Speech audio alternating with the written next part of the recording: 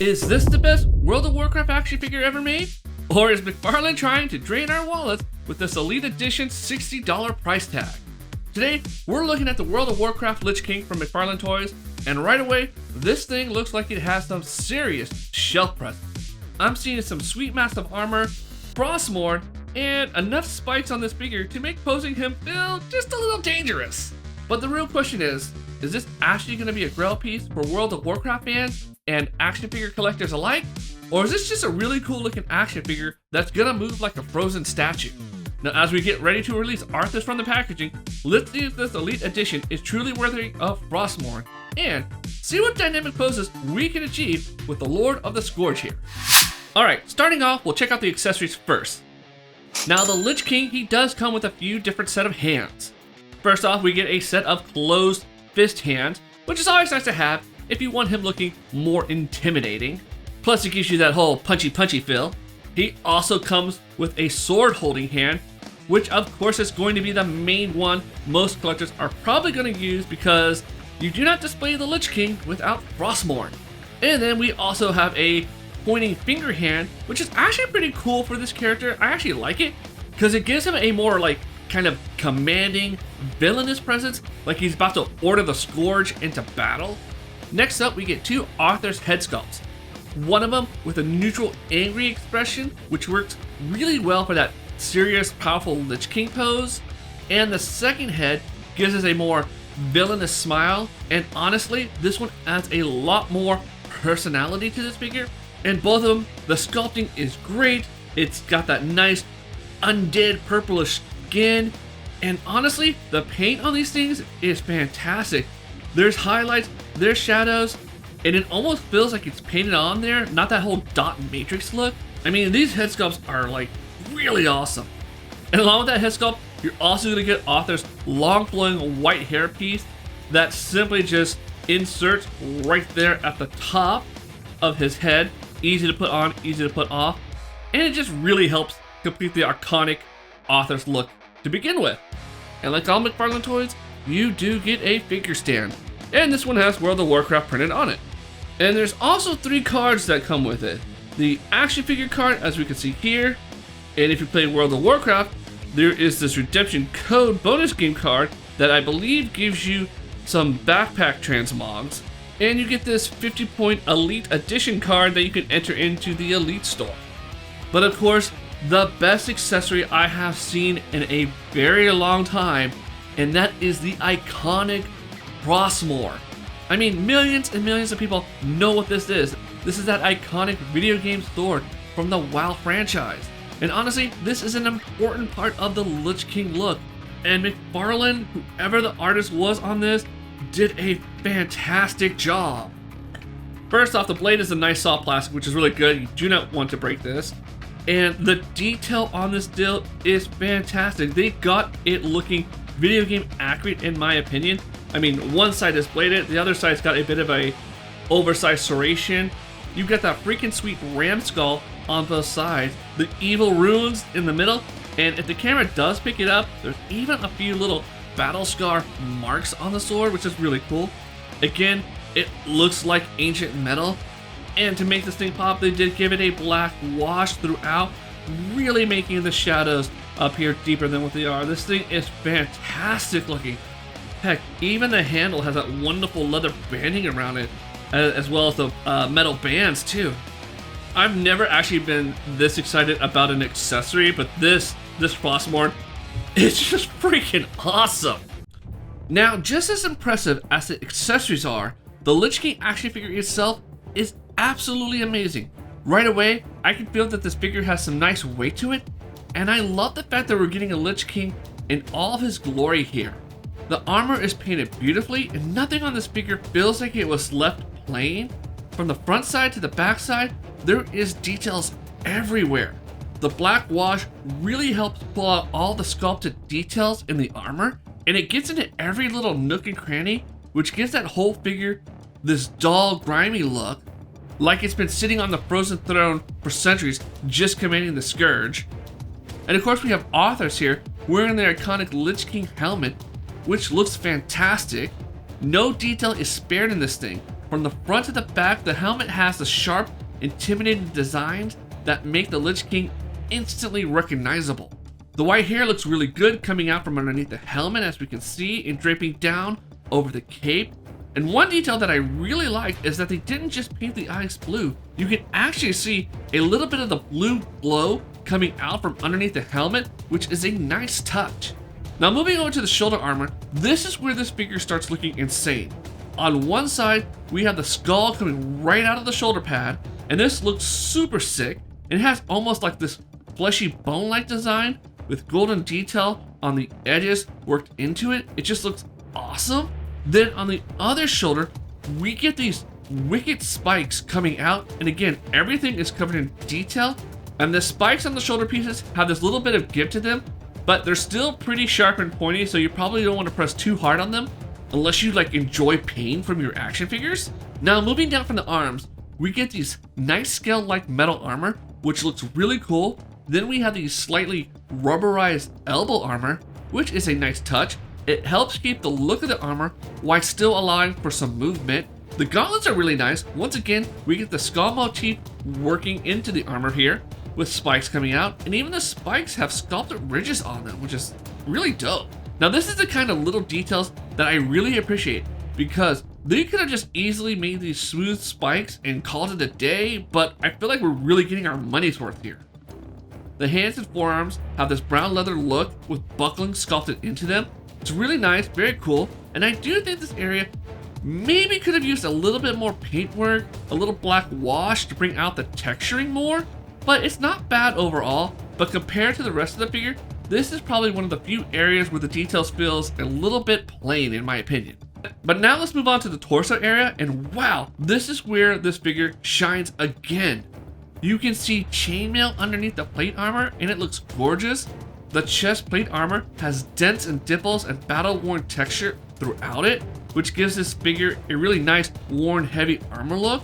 We're not getting that whole clean fantasy knight. This is actually the Lich King, who has seen battles against heroes and villains alike. Even the little buckles have a decorative shape on the armor that looks really nice, which those buckles almost oddly look like fleur-de-lis to me. But that just might be part of the Warcraft design, but it adds just a nice fantasy touch to the overall armor, I think.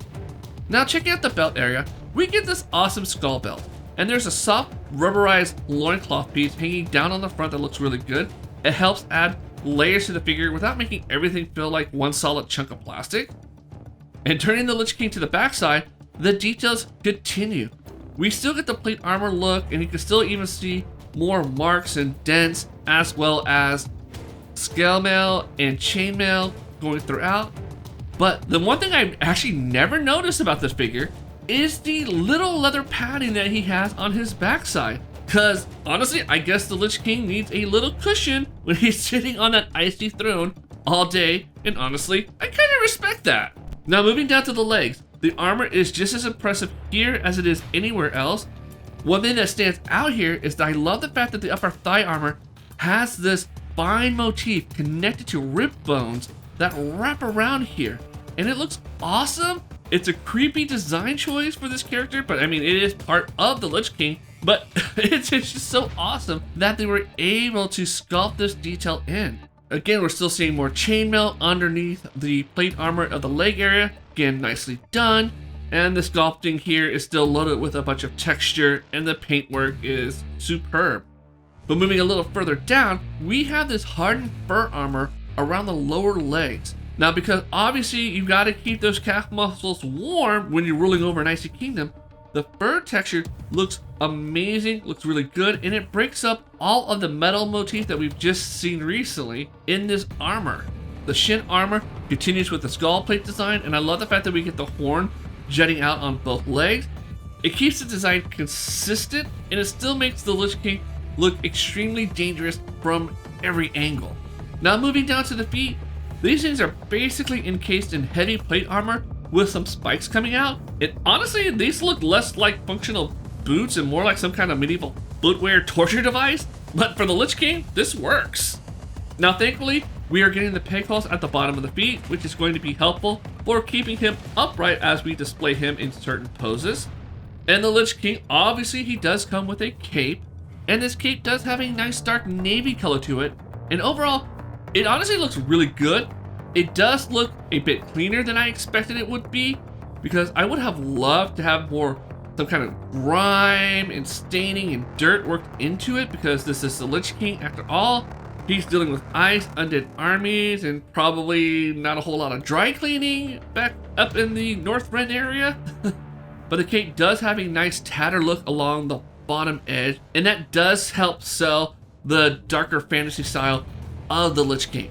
But overall, the detail work on the Lich King is fantastic. The sculpt, the paint, the armor, all the skull motifs, the gold trim around the plate armor, and spikes galore, the cape, it all really works very well to come together and just to make this iconic Lich King look video game legit. And for me, I feel like I can tell that the people who made this action figure really understood how important this character is to the World of Warcraft fans. And for details and shell presses alone, the Lich King honestly is an easy win, I would say, for any World of Warcraft fan out there who likes to share their fandom with collectibles. Alright, now, let's talk about size, because the Lich King here has some serious presence. This figure is listed to be about 8.75 inches tall, and with the armor, cape, iconic helmet, and Frostmourne, he definitely feels like a big deluxe figure. But height isn't the only part of it. The real question is, how is he going to look surrounded by other action figures on your collector shelf? Now you are going to want to make some room for the Lich King here on this shelf test, because this figure is definitely going to take up some space. As you can see, surrounded by other action figures, the Lich King still looks massive and intimidating, which is exactly what you want from this character. And as you can see, this Elite Edition of the Lich King looks amazing on display, but just be prepared to rearrange a few figures, because this World of Warcraft icon is going to need some room. Alright, now let's check out how well this Lich King here is actually going to move. And right away, starting with the head, I can already tell there's going to be some serious limitations with the articulation. The big issue is the hairpiece mixed in with those massive shoulder pads. Side to side, as you can see, you're not getting a huge range of motion. Looking up and down is also pretty limited because the hair and the armor are basically fighting each other this whole time. But as I mentioned earlier, I'm going to show you this little trick that you can do to get some extra movement out of the head here. Now what you're going to want to do is pop the head off. Then you can easily tuck the hair portion underneath the shoulder armor, either for the left or the right. Doing that gives the head a little more room to move, so you can get better side to side motion and even a little bit more up and down movement. Now obviously when you do this, the head is not fully sitting on the neck peg the normal way, but when you're posing this figure, especially for photography, you're not going to really notice it too much if you're trying to get that perfect dynamic Lich King pose. So this little trick could potentially help you out quite a bit.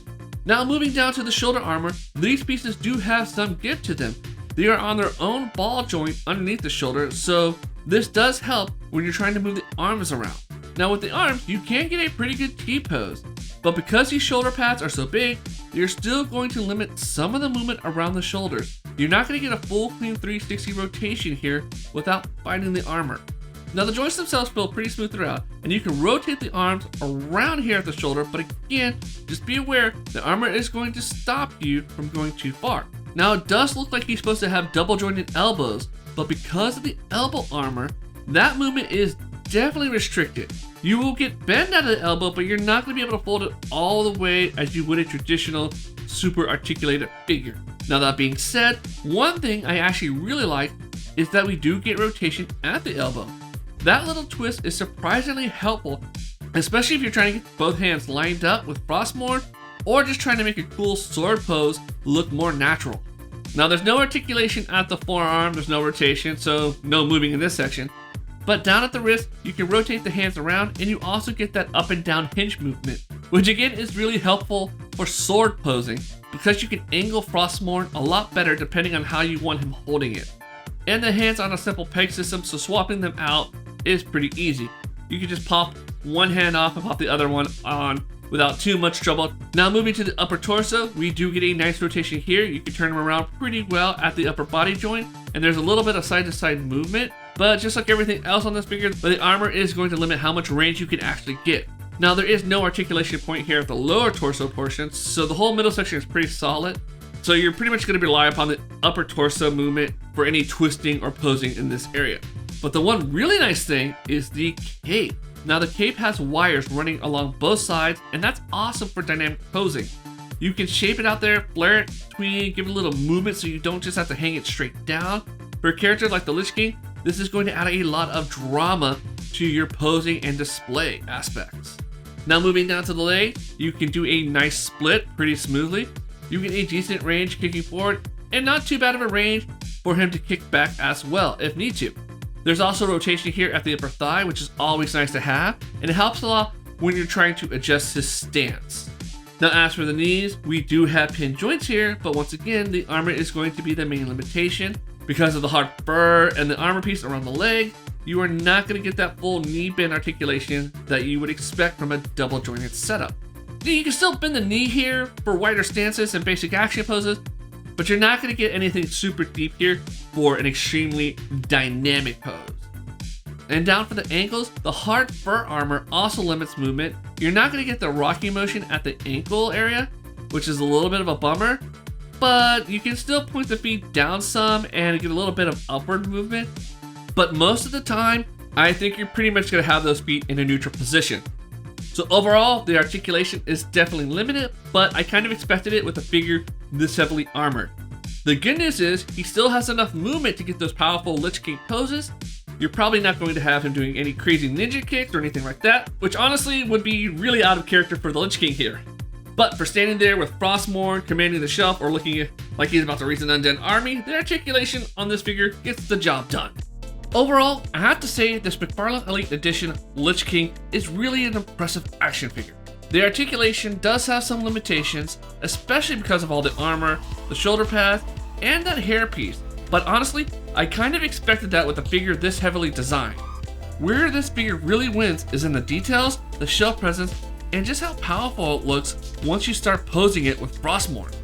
Now this is not the kind of action figure you're going to put in crazy acrobatic poses, but for those dark, intimidating, commanding Lich King poses, yeah, this thing absolutely works. The armor detail is fantastic, the cape adds a lot of drama, and once you get him standing on the shelf, he really does feel like a World of Warcraft centerpiece. So is this the best World of Warcraft action figure ever made? Honestly, it might be one of the strongest ones I've seen in a long time, especially if you are a World of Warcraft fan or you just like collecting fantasy figures. But now I want to hear from you. Let me know down in the comments below, what did you think about this Lich King figure? And do you think it deserves the Grail Piece title? And if you enjoyed this review, don't forget to like and subscribe to Nerdmazing for more action figure reviews, toy hunts, and everything collectible. And if you want to check out another McFarlane Toys Elite Edition video game inspired action figure, make sure to watch my review on the Diablo 4 Lilith figure right here to see if this one is worth adding to your collection. Well, this is Adam with Nerdmazing, and I'll see you next time.